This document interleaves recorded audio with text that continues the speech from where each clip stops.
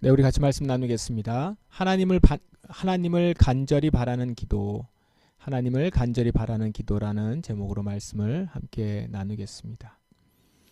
이번 주부터 우리가 시편을 보고 있습니다. 한 편당 구절이 좀 짧은 시간이 많아서 시편이 많아서 이번 주는 매일 5편씩 우리가 좀 읽었는데요. 이제 진도가 빨리 나가서 좋기는 한데 시 한 편을 깊이 묵상할 수 있는 시간은 적어지는 것 같아서 좀 아쉽기도 합니다. 묵상하실 때 여러분들 천천히 낭독하시면서 묵상하는 시간도 가지시면 좋을 것 같습니다.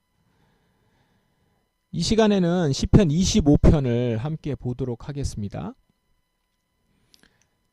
시편 25편은 탄원시입니다. 탄원시.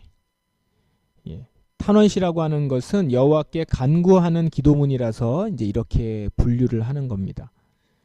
지금 우리가 읽고 있는 이 시편 1권 41편까지죠. 41편까지는 이러한 탄식시가 많이 나옵니다. 왜냐하면 시편 1권이 주로 다윗이 왕이 되기까지 기간이 배경이 되기 때문에 그렇습니다. 그 기간 다윗의 형편이 어땠습니까? 형제들에게 외면받고 사울에게 쫓기고 정적들이 모함하고 다윗에게는 이런 경우가 대부분이었기 때문에 이때 나올 수 있는 시라는 것이 하나님께 간구하고 도움을 요청하는 기도일 수밖에 없었을 것입니다. 시편 25편도 그런 배경이 깔려 있는 것으로 보입니다. 사울을 피해서 광야 어딘가에 숨어서 앞길을 알 수 없는 가운데 하나님께 기도하는 다윗의 모습을 그려볼 수도 있을 것 같아요. 정확하게 배경을 알 수는 없습니다. 그렇지만 이런 배경을 생각하시면서 이 시를 읽어보시면 더 이해가 잘 되는 것들을 이제 경험하게 됩니다. 우리에게도 적용해서 시를 묵상하기도 좋을 것 같아요. 오늘은 그렇게 시편 25편을 한번 보도록 하겠습니다. 이 시편을 통해서 시인이 어떻게 하나님께 간구하는지, 그리고 어떤 태도와 자세를 갖고 있는지, 이런 것들을 보면서 그 가운데 기도의 태도를 배우고 이런 태도로 우리도 기도의 자리로 나아가시면 좋겠습니다. 먼저 1절을 한번 보십시다. 여호와여 내 영혼이 주를 바라봅니다. 시인이 지금 어떻게 기도합니까? 간절히 바라는 모습으로 기도하고 있습니다. 여기서 바라봅니다 라고 하는 바라본다 라는 것은 기다린다는 의미에서 바라본다는 겁니다. 기다린다 라고 하는 의미에서 바라보는, 그냥 이렇게 바라보는 것이 아니라 기다리는 거죠. 간절히 주님을 기다리면서 주님이 응답해 주시길 바라는 그런 모습입니다. 이게 어떤 모습일지 한번 그려보십시오. 개역개정에서는 이 구절을 이렇게 번역했습니다. 주를 우러러 보나이다. 우러러 보나이다. 간절히 이루어지길 기다리면서 우러러 보고 있는 것이죠. 어떤 표정인지 아시겠어요? 어떤 태도인지 아시겠습니까? 기도의 태도를 보면 그 사람이 지금 기도하는 것에 대해서 진심인지 아닌지 알 수 있습니다. 의례적으로 기도하는 사람에게는 이런 태도가 나오지 않죠. 우러러 보거나 간절히 기도하는 바라는 태도가 안 나오죠. 지금 여러분은 어떻습니까? 오늘 기도하실 때 여러분은 어땠습니까? 간절히 바라는 어떤 기도가 있습니까? 물론 그것이 내 욕심이나 내가 그저 본성에 바라는 바를 채우고자 하는 바람이라면 그건 오늘 여기서 얘기할 게 아닙니다. 하지만 나의 삶의 위기에서 정말 주님 외에는 소망이 없음을 느끼면서 그렇게 드리는 기도라면 그때 나의 태도는 정말 간절함으로 우러러 볼 수밖에 없을 것입니다.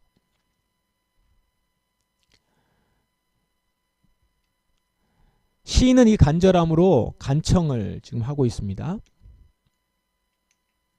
오 나의 하나님, 내가 주를 굳게 믿습니다.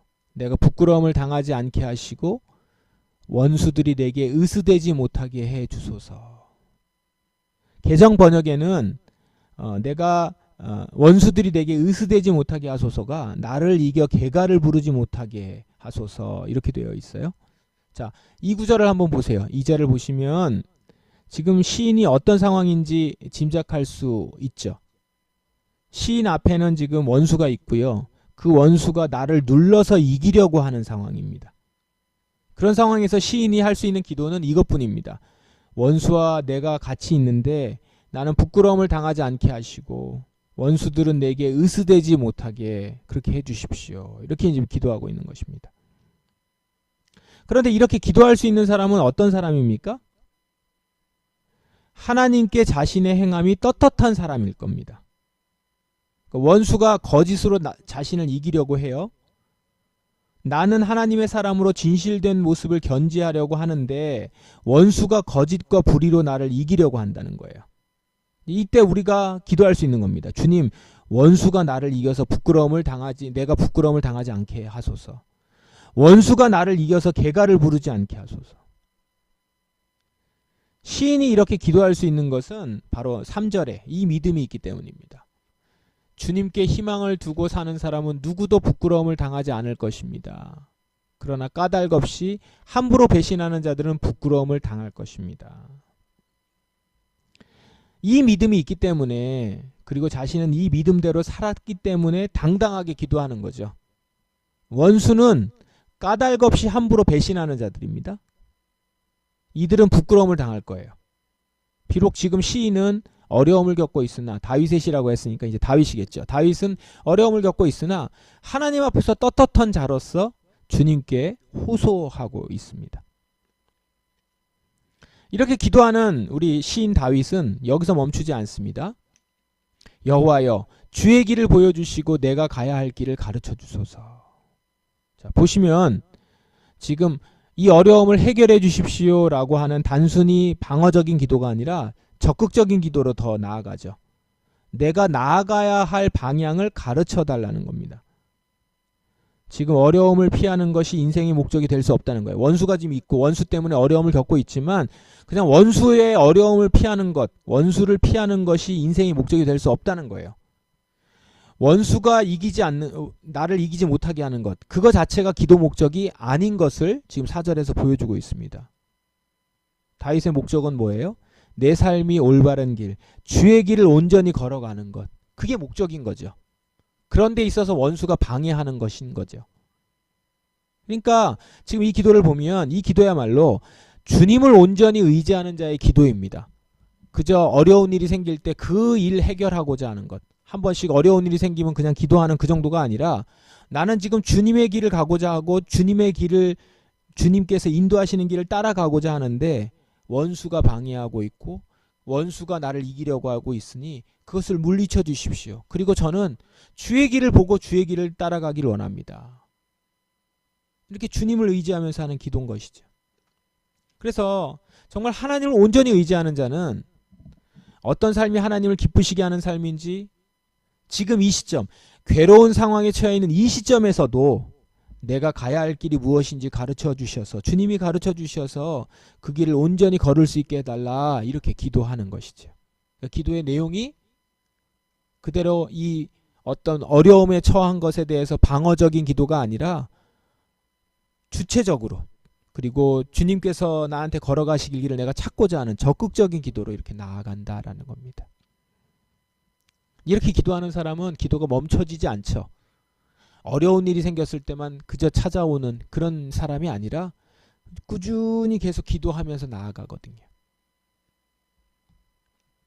자, 그런데 여기서 주의 길을 가르쳐 달라고 하는 기도를 하는데, 그러면 다윗이 주의 길을 가르쳐 달라고 기도하는 이유가 뭡니까?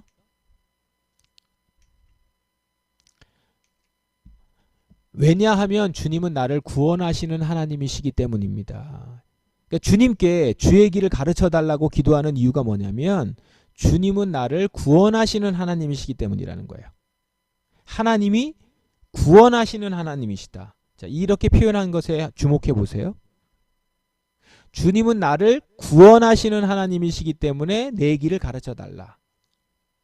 자, 여기 보시면 여기서 구원의 의미를 보다 분명히 알 수 있습니다. 다윗은 지금 구원이 단지 내가 사후에 천국에 가는 것으로 생각하지 않고 있다는 걸 분명히 알 수 있죠. 다윗은 지금 구원이 이 땅에서 내 삶이 이전과는 완전히 다르게 변화해서 살아가게 되는 것, 그것을 구원이라고 생각하는 겁니다. 그러니까 구원하시는 하나님께 길을 가르쳐 달라고 하죠. 만약에 구원하시는 하나님의 구원이 천국 가는 것이라고만 하면 주님, 저 천국으로 빨리 가게 해주세요. 하늘나라 가게 해주세요. 왜냐하면 주님은 나를 구원하시는 하나님이시기 때문입니다. 이렇게 기도해야 되겠죠. 근데 길을 가르쳐 달래요. 왜냐하면 주님은 나를 구원하시는 하나님이시니까. 이 시인에게 구원받았다는 것은 죽어서 천국에 가게 되었다는 것만이 아니라 이제 앞으로 내가 살아갈 삶의 방향에 변화가 일어나서 실제로 달라진 모습으로 살아가게 되었다라는 것을 말하는 것이죠. 그게 구원받았다는 겁니다. 그러니까 구원받은 내가 구원하시는 하나님께 나의 이제 살아갈, 이 땅에서 살아갈 길을 가르쳐달라라고 하는 것이죠. 이 땅에서 기존에 살던 삶의 방식에서부터 다른 방식으로 변화하는 것, 그것을 구원이다라고 하는 것입니다. 그러면 이 길을 어떻게, 어떤 방식으로 가르침받기를 원할까요? 시편에 지금 이 25편에는 그 내용이 나와 있지는 않으나 우리가 지금까지 읽어왔던 시편의 내용을 보면 알 수 있습니다. 어떤 방식으로 가르침받기를 원할까요? 하나님이 직접 나타나셔서 우리의 길을 가르쳐 주시는 건가요? 음성으로, 환상으로, 느낌으로 이렇게 길을 보여주셔서 그 길을 가게 하는 것일까요? 우리 보통 그러잖아요. 하나님 길을 보여주세요 라고 하면 기도할 때 무슨 느낌이 오거나 길을 볼 수 있거나 어떤 환상을 보거나. 근데 시편은 그걸 얘기하고 있지 않습니다. 이런 방법들이 없다는 건 아니지만 이런 방법보다는 먼저 율법, 성경 말씀을 통해서 가르쳐 달라는 거예요. 지금까지 시편을 쭉 읽어 오셨어요. 25편까지. 거기에 내내 강조하는 것이 뭡니까? 오직 여호와의 율법을 묵상하는 자가 갖는 행복과 형통과 안전 아닙니까? 율법을 묵상하는 가운데 내가 가야 할 길을 발견할 수 있고 그 가운데 눈을 열어주셔서 그 길을 보고 확신할 수 있도록 해달라고 간구하는 것이죠. 시인은, 다윗은 지금 말씀을 통해서 하나님이 가르쳐 주시는 길을 보기 원한다라는 것입니다. 그래서 그 모습을 한번 그려보시면 주여 주의 길을 보여주시고 내가 가야 할 길을 가르쳐 주소서라고 하면서 말씀을 펴는 거죠. 그 가운데 구원하시는 하나님이 나의 길을 변화시킬 것들을 기대하면서 구원을 내가 누리며 살아가기를 원하며 말씀을 펴는 모습. 이것이 우리가 가져야 되는 기도의 모습이요, 간구의 모습이요, 갈 길을 찾는 모습일 것입니다. 자, 다시 본문을 보시면, 그런데 시인은 이 간구를 어떻게 하냐면 하나님의 자비와 사랑에 기대서 합니다. 여호와여, 예로부터 한결같으신 주의 크신 자비와 사랑을 잊지 마소서. 갑자기 이렇게 기도하거든요. 그리고 8절에 보시면 여호와는 좋으시고 올바른 분이시기에 죄인들에게 바른 길을 일러주십니다. 11절 여호와여, 주님의 이름을 위해서라도 내가 지은 수많은 죄악을 용서해 주소서. 쭉 나갑니다. 12절 13절 여기도요. 자, 앞서서 지금 시인은 자신이 원수들보다 낫고 자신이 부끄럽지 않은 모습으로 하나님께 기도합니다 라고 기도를 했습니다. 그러나 그렇게 기도한다 할지라도 근본적으로는 주님의 사랑과 용서와 자비에 기대면서 기도하는 것입니다. 다윗은 자기가 부끄럽지 않은 모습으로 원수가 나를 앞서지 않게 해달라고 기도해요. 당당하게 기도를 했어요. 그러나 그렇게 기도할지라도 근본적으로는 주님의 사랑에 기대는 것이고 주님의 자비에 기대는 것입니다. 왜요? 우리는 근본적으로 죄인이기 때문이죠. 나의 과거를 볼 때 잘못했던 일들은 쌓여 있습니다. 그런 나 자신을 솔직하게 안다면 우리가 정말 기댈 수 있는 것은 주님의 자비와 사랑밖에 없다는 거예요. 내가 아무리 지금 떳떳하고 내가 아무리 지금 옳은 길을 가는 것처럼 보여도 근본적으로 내가 하나님께 기댈 수 있는 것은, 기도할 수 있는 것은 주님의 자비와 사랑에 의해서만 내가 간구하고 그 기도를 들어주실 것을 기대할 수 있는 것이죠. 그래서 보십시오. 내가 좋은 사람이라서가 아니라 주님이 좋은 분이시기 때문에, 내가 올바라서가 아니라 주님이 올바른 분이시기 때문에 주님의 선하심과 인자하심에 기대어서 기도하는 것입니다. 오늘도 우리는 여호와가 좋으신 분이시고 올바른 분이시기 때문에 죄인인 나에게 바른 길을 일러주실 것입니다. 이렇게 기도하는 것이죠. 그런데 이 시를 읽고 있는 독자인 우리는 이 본문을 읽으면서 예수 그리스도를 생각하게 됩니다. 시인보다 한 단계 더 나아가는 거죠. 하나님 아버지께서 우리에게 한결같으신 크신 자비와 사랑을 어떻게 우리에게 보여주셨죠? 예수 그리스도를 통해 보여주셨지 않습니까? 예수 그리스도께서는 우리를 용서해 주셨고 그 사랑 위에서 우리가 가야 할 길을 가르쳐 주셨지 않습니까? 그래서 우리는 오늘도 예수 그리스도의 십자가 보혈을 굳게 붙들고 간구하는 것입니다. 그런 내게, 예수의 십자가 보혈을 의지하는 나에게 주님은 은혜를 베푸시고 원수에게서 부끄러움을 당하지 않도록 하실 것이며 나의 가야 할 길을 가르쳐 주실 것입니다. 이렇게 기도를 쭉 하고 나서 16절로 넘어가 보십시다. 시인은 다시 한번 자신의 처지를 주님께 아뢰입니다. 나를 돌아보시고 불쌍히 여겨주소서. 내가 외롭고 괴롭습니다. 마음의 고통이 말할 수 없이 크오니 나를 이 괴로움에서 벗어나게 하여 주소서. 시인이 정말 큰 고통 가운데 있는 것 같죠. 외롭고 괴롭다고 합니다. 마음의 고통이 말할 수 없이 크다고 합니다. 보십시오. 내 원수가 참으로 많습니다. 그들이 나를 얼마나 미워하는지 보십시오. 여러분, 나를 미워하는 사람이 한 사람이라도 있어도 여러분 얼마나 불편하고 괴롭습니까? 누가 나를 미워한대 라는 얘기를 듣고 나면, 만약에 그게 직장이면 직장이 얼마나 불편해요. 여러분 그러신 적 없으세요? 그렇게 한 사람이라도 있으면 불편하고 괴로운데 지금 시인은 자신을 미워하는 사람이 참으로 많대요. 그리고 그 미워하는 정도도 매우 심하대요. 죽이려고 하지 않습니까? 얼마나 공포스럽습니까? 우리가 이 부분을 읽으면서 시가 지금 1절부터 쭉 나가는데 이제 19절이었잖아요. 앞부분 읽다가 자칫 놓칠 수가 있는데 지금 앞서 간구하는 내용들은 시인이 고통 가운데서 기도하는 것이라는 사실입니다. 그걸 이제 19절에서 다시 한번 상기하는 거죠. 지금 시인은 고통 가운데서 하나님의 선하심을 묵상하고 있고 괴로움 가운데서 나의 갈 길을 배우려고 하고 있고 외로움 가운데서 하나님의 자비와 사랑을 신뢰하고 있구나. 지금 다윗은 고통 가운데서 그렇게 기도하고 있다는 것이죠. 앞서 있던 기도가 그렇게 괴롭고 외롭고 어렵고 고통 가운데서 기도하고 있었구나.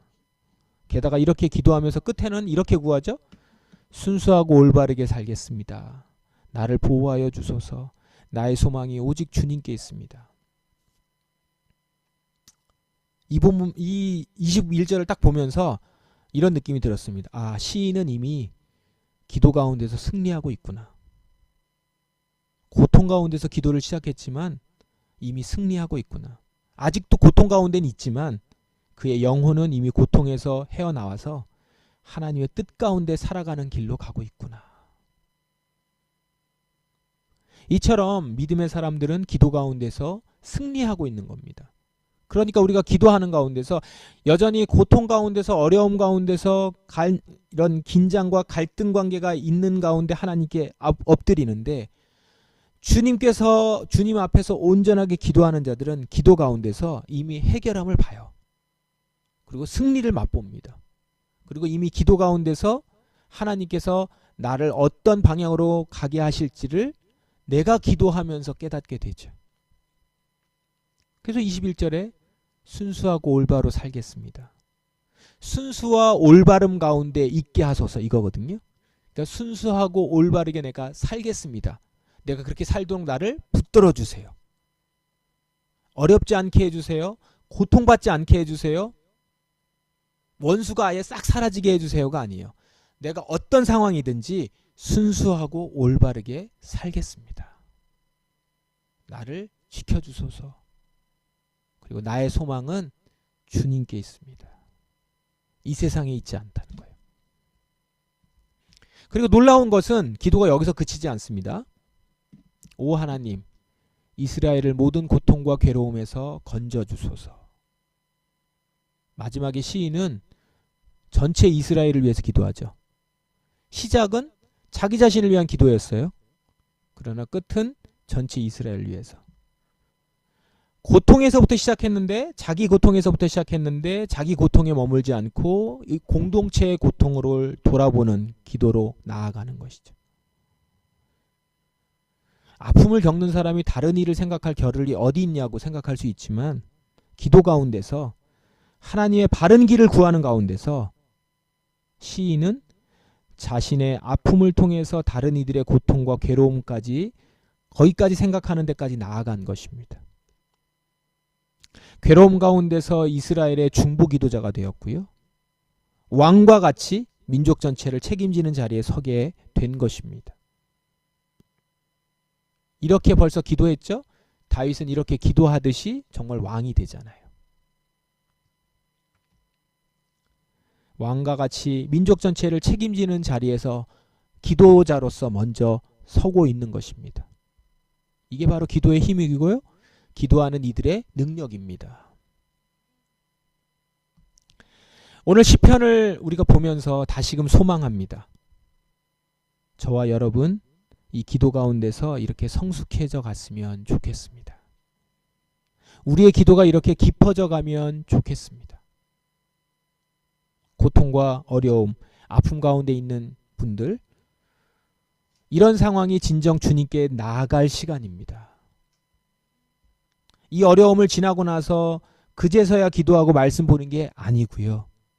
이 고통이 있기 때문에 기도하는 것이고, 그렇기 때문에 말씀을 보며 나아갈 길을 찾는 것입니다. 그리고 그 가운데서 하나님의 신실함과 하나님의 사랑과 하나님의 대속의 은혜를 우리는 더 깊이 더 분명히 경험할 수 있을 것입니다. 지금 여러분 괴로움이 있든 없든 주님을 진정 의지하는 자로서 이 시인처럼 그렇게 기도할 수 있는 여러분이 되기를 바랍니다. 다윗의 이 시인의 기도를 들어주셨던 하나님께서 오늘 여러분의 기도를 들어주실 줄 믿습니다. 고통 가운데서도 깊이 주님을 만나서 오히려 하나님께 찬미와 영광을 돌리는 여러분이 되시기를 주님의 이름으로 축원합니다. 함께 기도하시겠습니다. 이 시간 우리 말씀에 의지하여서 기도하십시다. 그리고 또 이 시인처럼 기도하십시다. 고통 가운데 있을 때 고통을 놓고 나아가면서 기도하십시다. 고통이 괴로움이 지금 없더라도 이 세상을 살아가면서 주의 길을 보기 원합니다. 그리고 그 길을 걸어가기 원합니다. 원수 앞에서 무너지지 않게 하시고 이기게 하시고, 또 나의 괴로움에만 멈추지 아니하고 이스라엘 우리의 공동체의 괴로움을 품고 기도할 수 있는 자가 되기를, 그렇게 기도하는 우리가 되길 원합니다. 그렇게 기도하십시다. 순수하고 올바르게 살겠습니다. 나를 보호하여 주소서. 나의 소망이 주님께 있습니다. 다 같이 통성으로 기도하겠습니다.